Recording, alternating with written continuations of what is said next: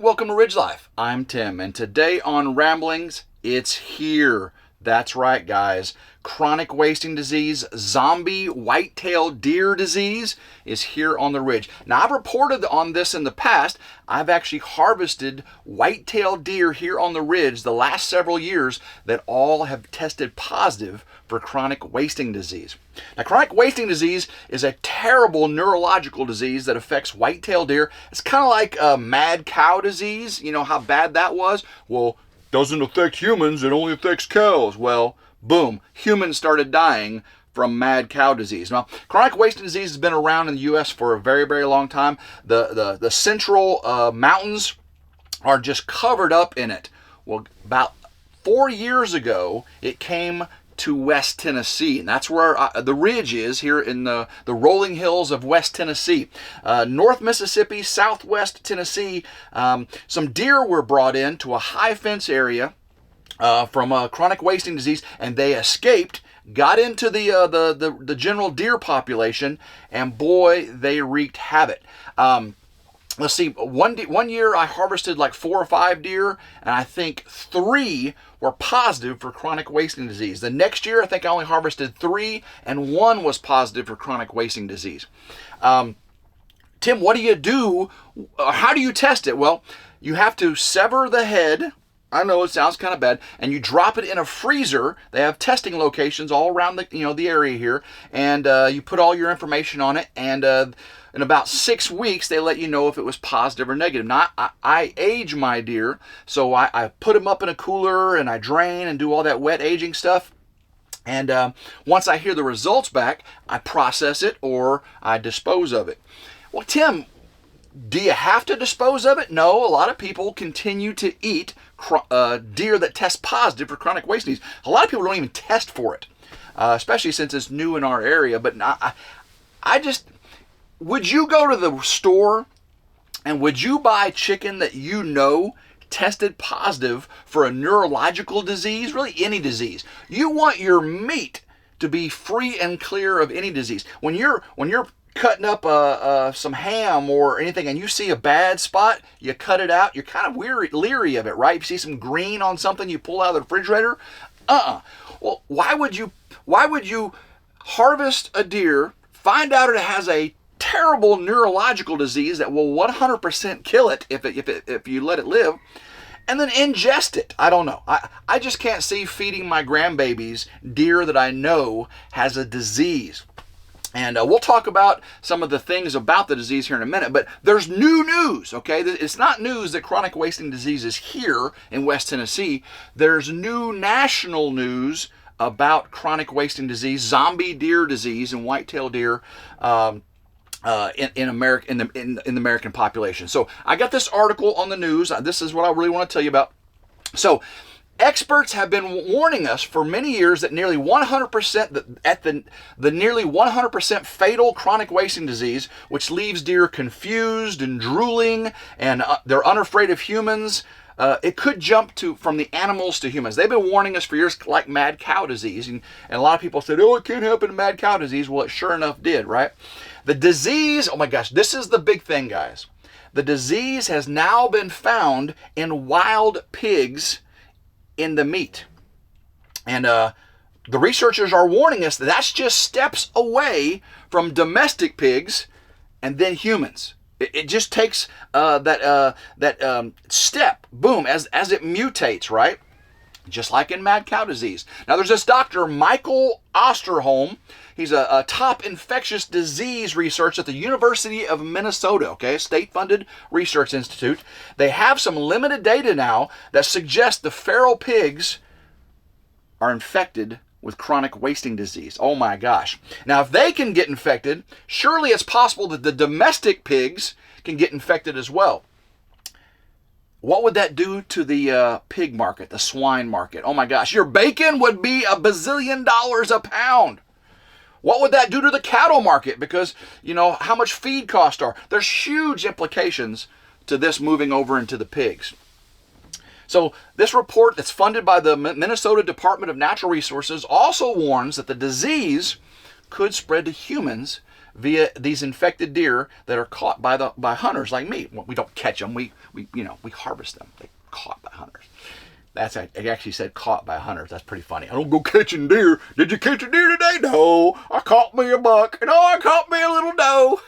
You catch a bass, right? You harvest a deer. You take a deer. But both pork and venison are normally cooked before consumption, right? Yeah, you cook it. You got to cook that pork. You don't want no raw pork. But guys, that's not how chronic wasting disease works.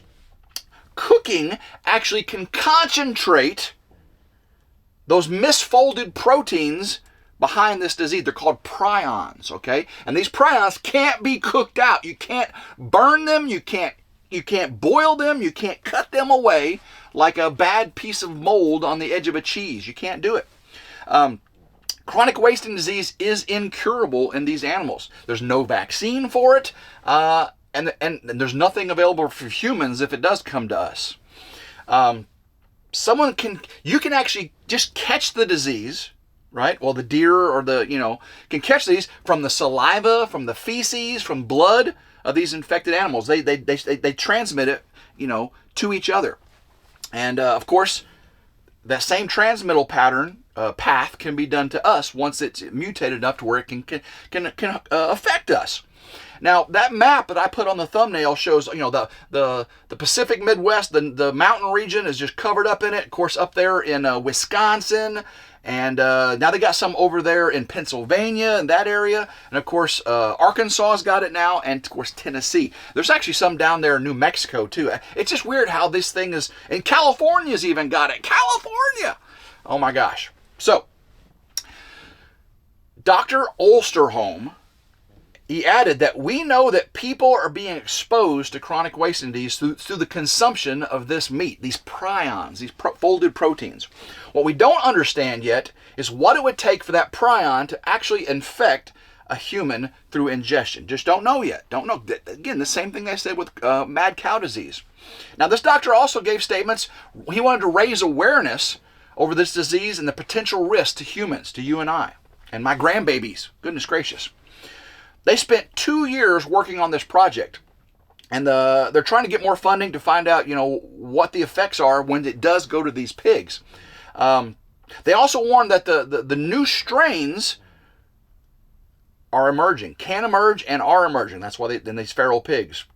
And as this happens, these new strains start to come about, that's when the likelihood of getting to humans takes place. There's about 6 million white-tailed deer taken by hunters in the U.S. every year. And estimates suggest that 1.5 billion pigs are also consumed annually. 1.5 billion pigs. Can you imagine if 20% of the United States pig population contracted this disease? It would just be utter devastation. Now, it's not clear how many cases of this chronic wasting disease is detected here, because a lot of people don't test their deer for it. But the disease has now been found in 33 states here in America, in Wyoming, Wisconsin, Colorado, Pennsylvania, of course here in Tennessee. And the concerns were raised last April that the disease has already spread to humans in this CJD, Creutzfeldt-Jakob disease. I don't know what that is. Because whenever it does get over to humans, they like to name it something else when really all it was that original disease. But some researchers have pushed back, saying that their work did not prove that these people actually had a version of chronic wasting disease. Of course, they're always going to say that until it's too late, right? The CDC does say that no cases of chronic wasting disease have been detected in humans, but they add the possibility of it in the future, and they also warn of ingesting diseased deer. The CDC says do not do it. Don't wear gloves. Don't. You can't even dispose of. You can't bury it. You can't throw it in a ditch. You got to be careful with that. So, CWD occurs when the proteins normally in the brain and the nervous system, called prions, they misfold and start to cause others to misfold. It's like a chain reaction, dominoes. And it creates this cascade effect that disrupts the communications between cells, causing the disease. And that disruption of communication is the zombie. The zombie deer.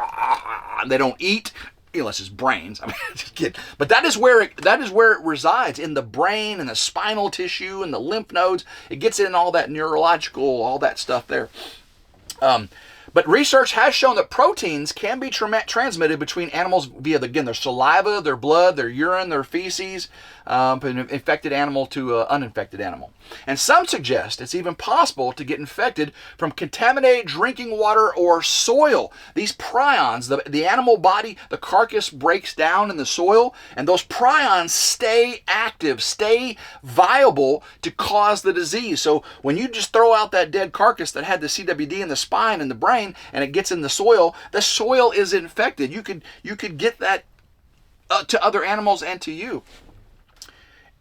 It's crazy. It's kind of scary. I mean, you watch The Walking Dead and all those other zombie movies. It starts like this, doesn't it? It starts like this. And there's, again, no treatment, no vaccine. And the fatality rate in an infected animal is 100%. It will die from it. Now, with deer, usually we harvest them before they get 2, 3, 4 years old, and they never get to exhibit the symptoms. But if you did let them go to mortality, that disease would take them over versus just their longevity, their normal liveliness. Researchers are typically concerned about the disease that infects these pigs. This new information.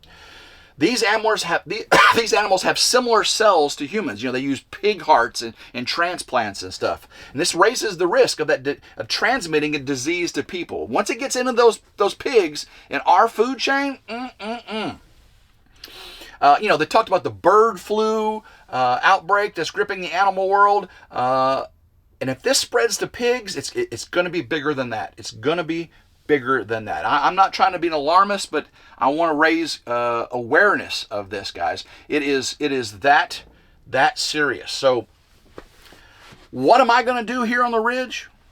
I'm going to continue to hunt. I'm going to continue to harvest meat. I'm going to do my due diligence to have it tested. I'm going to take care and preparation. If it comes back positive, I will dispose of it properly. If it comes back negative, I'll eat that backstrap all up, make some stew, make some smoked sausage, make some jerky, some venison jerky. Ooh, gotta love it, guys. So I just wanted to bring this to your attention on this cold January day. Deer season is over here in West Tennessee. I'll have a lot of more videos coming out. I'm going to have my 2024 deer hunting recap. I've got some amazing trail camera videos from the months of November and December. When that rut was in, I got some beautiful, beautiful whitetail bucks, some turkeys, some coyotes, some fox, bobcat. I've got bobcat on those videos. So those videos will be coming out soon over on RidgeLife. This is RidgeLife Ramblings, my vlog channel. That's why I'm just sitting here talking, rambling away. But I saw this news article and I got concerned. I knew CWD, chronic wasting disease, zombie disease, and whitetail deer was here, but I didn't know they're finding it in feral pigs. Feral pigs to domesticated pigs, domesticated pigs to humans, humans to world annihilation, the end of the world, apocalypse, Walking Dead, and The Last of Us, and just pick another movie, pick another TV franchise. And are you prepared? Do you have what it takes to survive the zombie deer apocalypse? All right, maybe it's not that bad. Maybe it's not that bad. Good guys, hopefully you've enjoyed today's video. Hopefully I brought some awareness to this. Some of you may not even be hunters. Some of you may not even know anything about the white-tailed deer population in America. We've got tons of white-tailed deer, and they are actually a nuisance animal in our area. Where farmers are, white-tailed deer are a nuisance. Now, I know up in the northeast and northwest, they love looking at the Bambis. Oh, they're so cute. Look at the... But farmers, they just decimate soybean populations and corn and all the other crops. You'll have hundreds of deer out there eating day and night. They come out there and they can destroy your crops.